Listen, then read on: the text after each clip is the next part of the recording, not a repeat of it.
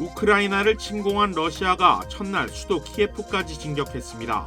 지금까지 민간인을 포함해 수백 명의 사상자가 발생한 것으로 알려진 가운데 곳곳에서 교전이 계속되면서 사상자는 더 늘어날 것으로 보입니다. 푸틴 러시아 대통령이 이번 작전의 목표가 탈나치화라고 언급한 것과 관련해 크렘린궁은 우크라이나의 나치주의자들을 제거하는 것을 뜻한다고 주장했습니다. 우크라이나 젤렌스키 대통령은 새로운 철의 장막이 내려오고 있다고 말했습니다. 조 바이든 대통령은 러시아의 우크라이나 전면 침공은 푸틴의 선택이라며 부당한 공격에 책임을 묻겠다고 밝혔습니다. 강도 높은 제재가 본격화되고 있습니다. 세계 증시는 전쟁 쇼크로 인해 불안한 장세가 이어지고 있습니다. 유가와 곡물 가격도 급등세를 보이면서 세계 경제 전망은 다시 안개 속이 됐습니다. 어제부터 LA에서 재외선거 투표가 시작된 가운데 내일부터는 오렌지 카운티와 샌디에고 카운티, 애리조나의 추가 투표소에서도 재외선거 투표가 사흘간 실시됩니다.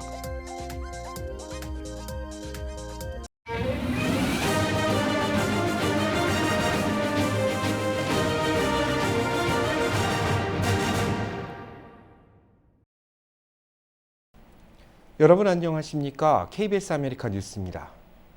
결국 우려했던 사태가 발생했습니다.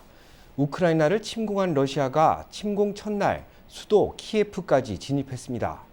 러시아군은 우크라이나 북쪽, 남쪽, 동쪽 세 개 면에서 동시에 진격하며 압박 수위를 높이고 있습니다. 곳곳에서 교전이 벌어지며 지금까지 60명가량이 숨지고 170명가량이 부상을 당했습니다. 보도에 유지향 기자입니다. 우크라이나 수도 키예프에서 폭발음과 함께 미사일 공격이 시작됩니다. 러시아가 침공 개시 9시간 만에 키예프까지 진군해 들어오면서 곳곳에서 교전이 잇따랐고 키예프 인근 군용 공항을 두고도 전투가 벌어졌습니다. Он городок дымится, у нас разбомбили. Рядом дома наші, там ми оттуда втекли. Не знаю, куди тікати. І це він нам перезвонив, і ми бігом, я не знаю, куди біг, куди йти. 벨라루스를 통해 우크라이나 북부로 진격한 러시아군은 이미 체르노빌 원전을 점령했습니다. 러시아군의 무차별 공격으로 원전이 안전하다고 말하기는 어렵다고 우크라이나 측이 밝혔습니다. 남쪽에선 러시아군이 크림반도를 통해 헤르손으로도 진입했습니다. 처음 공격이 시작됐던 동부 돈바스 지역에서도 우크라이나 정부군의 방어선을 뚫으면서 러시아는 우크라이나 동쪽, 북쪽, 남쪽 3면에서 포위망을 좁히고 있습니다. 러시아 국방부는 우크라이나 육상 군시설 83곳을 공격해 무력화함으로써 침공 첫날 목표를 달성했다고 밝혔습니다. 젤렌스키 우크라이나 대통령은 우크라이나군의 상당수 군용기와 장갑 차량이 파괴됐다고 밝혔습니다. 우크라이나군은 하리코프 부근에서 러시아군 탱크 4대를 파괴하고 동부 지역에서 러시아 군용기 6대를 격추시키는 등 반격을 했다고 밝혔습니다. 하지만 군사력에 있어 우크라이나는 러시아보다 한참 열세인 상황. 러시아의 침공 첫날에만 57명이 사망하고 169명의 부상자가 생겼다고 우크라이나 정부는 밝혔습니다. 교전이 계속되면서 사상자는 더 늘어날 것으로 보입니다. 우크라이나 국민들도 러시아군의 침공으로 동요하고 있습니다. 외신들은 러시아군의 공격을 피해 서부로 가는 차량 행렬과 피난민들로 주요 도로가 마비됐고 현금 인출기와 주유소 앞은 장사진을 잃었다고 보도했습니다. 또 시내 슈퍼마켓과 식료품점 등에서는 식량과 생필품을 사러 온 시민들로 북새통을 잃었다고 현지 분위기를 전했습니다. KBS 뉴스 유지향입니다. 러시아 푸틴 대통령이 이번 작전의 목표라고 언급한 나치화와 관련해 크렘린궁이 우크라이나의 나치주의자들을 제거하는 것을 뜻한다고 밝혔습니다. 우크라이나 젤렌스키 대통령은 새로운 철의 장막이 내려오고 있다고 말했습니다. 이어서 김준호 기자가 보도합니다. 푸틴 러시아 대통령은 이번에 우크라이나를 침공하면서 우크라이나의 탈군사화와 탈나치화를 추진할 것이라고 말했습니다. Мы будем стремиться к демилитаризации и денацификации Украины. 이에 대해 크렘린궁은 푸틴 대통령이 이번 군사작전의 목표라고 얘기한 탈나치화와 관련한 설명에서 이번 침공의 목표가 단순한 돈바스 분리주의 세력 지원이 아님을 분명히 했습니다.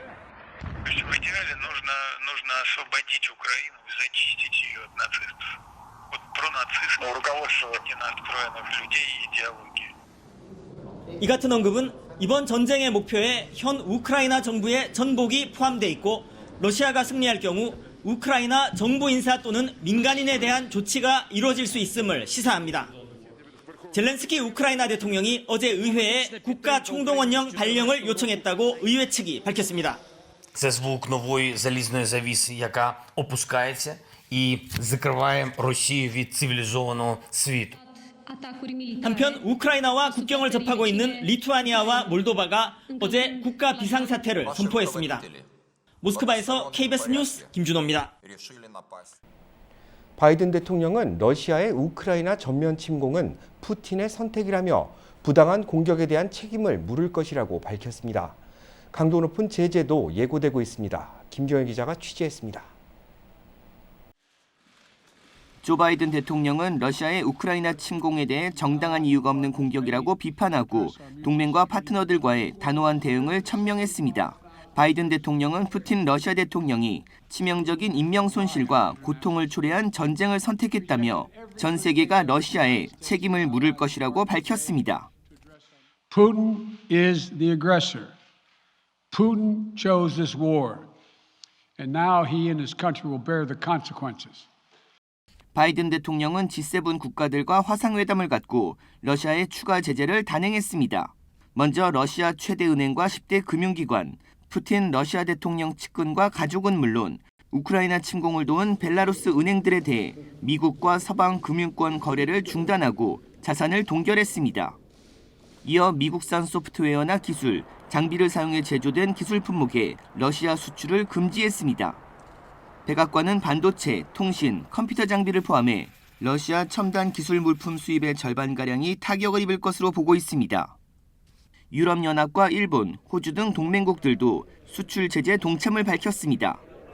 또 군사적으로 독일의 미군 7,000명을 추가 파병해 북대서양 조약기구 나토의 영토를 수호하겠다고 강조했습니다. 바이든 대통령은 우크라이나에 직접 파병은 하지 않는다고 강조하면서 독일과 폴란드 등 인근 나토 국가의 병력을 늘리고 있습니다. As I made crystal clear, the United States will defend every inch of NATO territory with the full force of American power.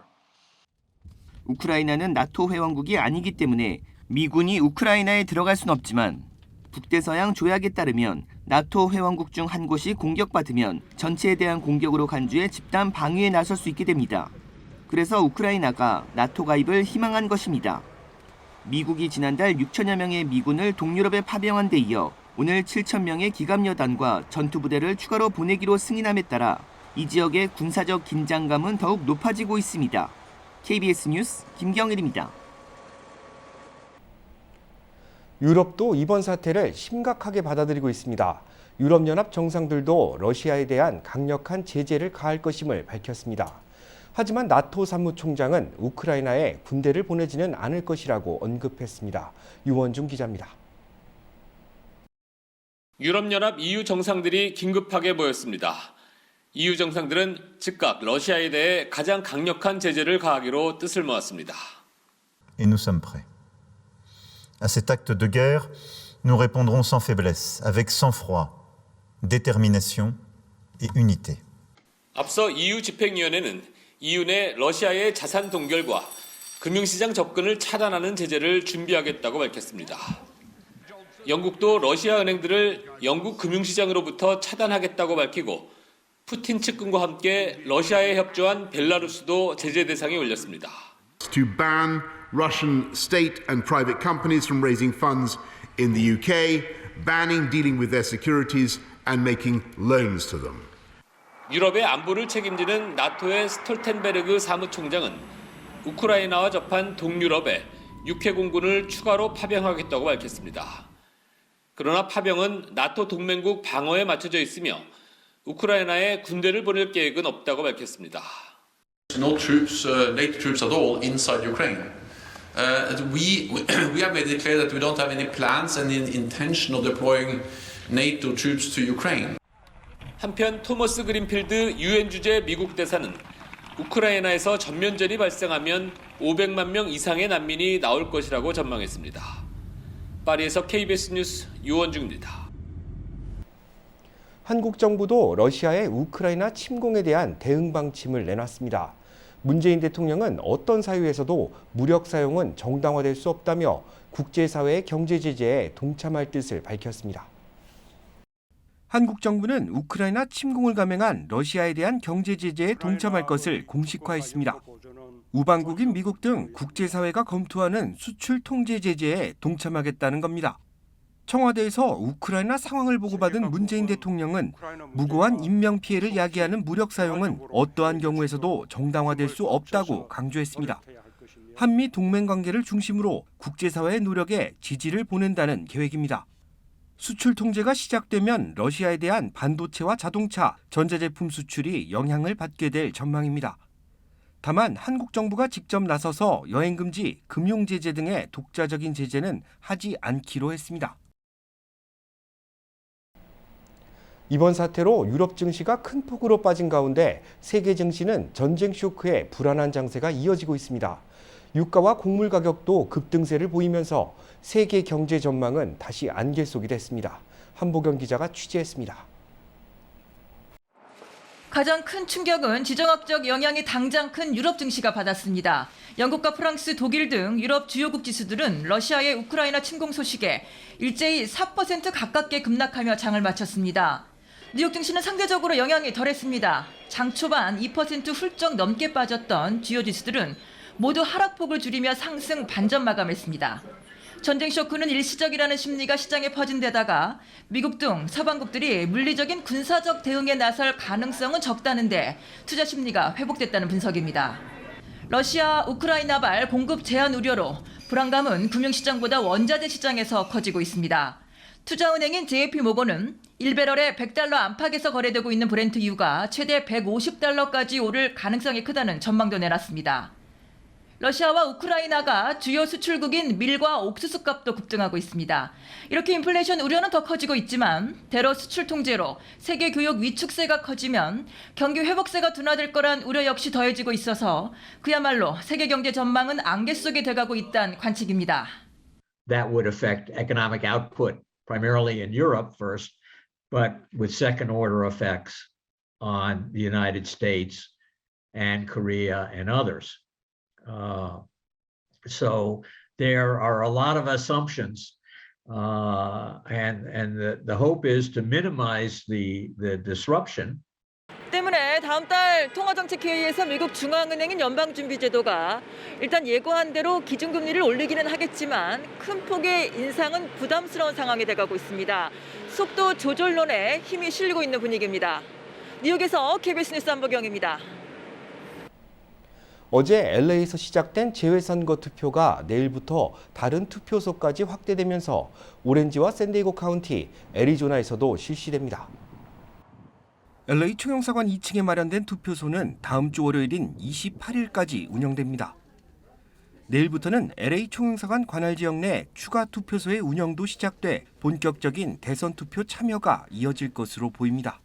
LA 총영사관은 오렌지 카운티와 샌디에이고, 애리조나주에 추가 투표소를 설치했습니다. 이들 3개 지역 투표소는 내일부터 일요일인 오는 27일까지 사흘간만 운영됩니다. 투표 참여를 위해서는 여권이나 운전면허증 등 사진과 생년월일이 기입된 본인 확인 서류가 필요합니다. 아버지가 당한 부당한 대우를 참지 못한 한 남성이 이발소에 휘발유를 쏟아부은 뒤 경찰에 체포됐습니다. 제1사 뉴욕 KBTV 김은지 기자가 취재했습니다. ABC 뉴스에 따르면 사건은 지난 21일 오후 12시 20분쯤 노스버겐 61스트리트에 있는 더 존 바버샵에서 발생했습니다. 경찰에 따르면 용의자인 움베르토 바네가스는 5갤런짜리 휘발유통을 들고 가게에 들어와 현관에 쏟아부었는데 당시 업소에는 머리를 자르고 있던 4살 남자아이를 비롯해 20명가량의 고객이 있었습니다. 그가 쏟은 휘발유에 불을 붙이려 시도하지는 않았지만 업소 직원들이 그를 붙잡아 밖으로 데리고 나간 뒤 경찰이 도착할 때까지 붙잡고 있었습니다. 다행히 이날 사건으로 부상을 입은 사람은 없습니다. 경찰은 바네가스가 앞서 이 업소를 방문했던 아버지가 부당한 대우를 받은 데 대해 격분한 상태였다고 설명했습니다. 바네가스의 아버지는 이 업소에 머리 자르는 기구의 위생 상태와 과다한 비용 청구를 놓고 말다툼을 벌인 것으로 알려졌습니다. 또 그의 아버지가 업소 측으로부터 가위로 위협을 받았다고 주장했지만 사실 여부는 확인되지 않고 있습니다. 한편 바네가스는 대중을 상대로 위해를 초래한 혐의 등을 적용받아 조사를 받고 있습니다. KBTV 뉴스 김현지입니다. 그룹 방탄소년단 BTS가 국제음반산업협회가 수여하는 글로벌 레코딩 아티스트상을 받았습니다. 지난 2020년 수상에 이어 두 번째입니다. BTS는 지난해 아시아 가수로는 처음으로 영미권 팝스타들을 제치고 2020 글로벌 아티스트 정상에 오른 데 이어 2021 글로벌 아티스트 상을 받아 2년 연속 1위를 차지했습니다. 글로벌 아티스트 순위는 매년 전 세계에서 판매되는 실물 앨범 판매량과 디지털 음원 다운로드, 오디오와 비디오 스트리밍 수치를 합산해 매겨집니다. 국제음반산업협회는 지난 2013년부터 세계 팝 가수와 그룹들을 대상으로 글로벌 아티스트를 선정하고 있습니다. 팬데믹으로 어려움을 겪고 있는 어르신들을 돕는 특별한 행사가 오늘 LA 한인타운에서 열렸습니다. 박지문 기자가 현장을 취재했습니다. 한인타운에 자리한 한 교회 앞에 한인 어르신들이 줄지어 있습니다. 메디칼 그룹과 보험회사 그리고 노인단체가 함께 한인 어르신들을 위해 기념품들을 나눠드립니다. 주최 측은 코로나로 인해 지쳐있는 한인 어르신들에게 힘을 드리기 위해 행사를 시작했다고 밝혔습니다. 오미크론이 기승을 부리고 있지만은 조금이라도 힘이 되고 위안이 될 수 있게 저희가 자그마하게 좀 준비를 했습니다. 오랜만에 하는 나들이라 그런지 어르신들의 표정이 밝습니다. 크지 않은 선물이지만 무언가를 나눈다는 마음이 어르신들을 기쁘게 합니다. 코로나로 인해 문 밖을 잘 나가지 않았지만 오늘은 바람도 쐴 겸 이곳을 찾았습니다. 뭐 주는 거야 다 좋아하지요. 받아갖고 뭐가 들었는지도 모르고 그냥 집에 가서 펼쳐보려고 그냥 왔어요. 미국에서 코로나로 목숨을 잃은 노인들은 100명 중 1명꼴입니다. 하지만 노인들에게 코로나보다 더 무서운 건 고립감입니다. 이로 인해 생기는 우울감은 노인들의 건강에 치명적일 수 있습니다. 코로나로 인해서 많은 분들이 집에서 밖에 나가지를 못하고 여러 가지 우울증도 생기고 또 밖의 세상에 대해서 잘 모르고 이런 불안감 이런 거를 해소하는 차원 그런 차원에서도 이게 많이 도움이 될 겁니다. 이번 행사는 단순히 나누는 것에서 끝나지 않고 노인들의 정신건강에 도움이 되길 바라는 마음으로 행사를 진행했다고 주최 측은 전했습니다. 한인 어르신들은 이번 나눔 행사가 코로나를 극복하는 좋은 계기가 될 것이라고 말했습니다. KBS 뉴스 박시몬입니다. 지난주 신규 실업수당 청구 건수는 23만 2천 건으로 전주보다 17,000건 감소한 것으로 나타났습니다. 이는 블룸버그 통신이 집계한 전문가 전망치인 23만 5천 건을 밑도는 수준입니다. 전문가들은 기업의 인력난이 계속되고 있는 데다 코로나 상황도 오미크론 확산 이전 수준으로 개선돼 경제활동이 활발해진 때문으로 분석했습니다. 한편 최소 2주 이상 실업수당을 신청하는 계속 실업수당 청구 건수는 147만여 건으로 1970년 3월 이후 최저 수준으로 떨어졌습니다. 기후 변화에 대응해 미래 농업 기술을 연구하는 도심 속 실내 농장이 LA시에 처음 선보였습니다. 윤범수 기자가 첫 수확 현장을 취재했습니다. 일반 화물 운송용 컨테이너와 다를 바 없는 외관. 그러나 안에서는 케일이 재배되고 있습니다. 햇빛을 대체하는 LED 조명, 이동식 체인을 활용한 위치와 온도 조절, 최적의 수분 공급까지 파종과 발화, 수확에 이르는 재배 과정은 모두 자동화 시스템에 의해 이뤄집니다. 40피트 길이의 이 컨테이너를 활용한 실내 농장은 같은 면적의 일반 경작지와 비교했을 때 실제 재배에 필요한 물과 전력을 최대 95%까지 절감할 수 있습니다. You can do it almost anywhere that you can put a container down, and so that will save money not just in energy and water, but in transporting food. 이번 실내 농장은 LA 수도전력국과 한인 존리 LA 12지구 시의원이 공동으로 기획해 추진한 파일럿 프로젝트입니다. 모두 24만 5천 달러의 예산이 투입돼 지난해 10월 첫 시범 재배가 시작됐고 오늘 첫 번째 수확이 이뤄졌습니다.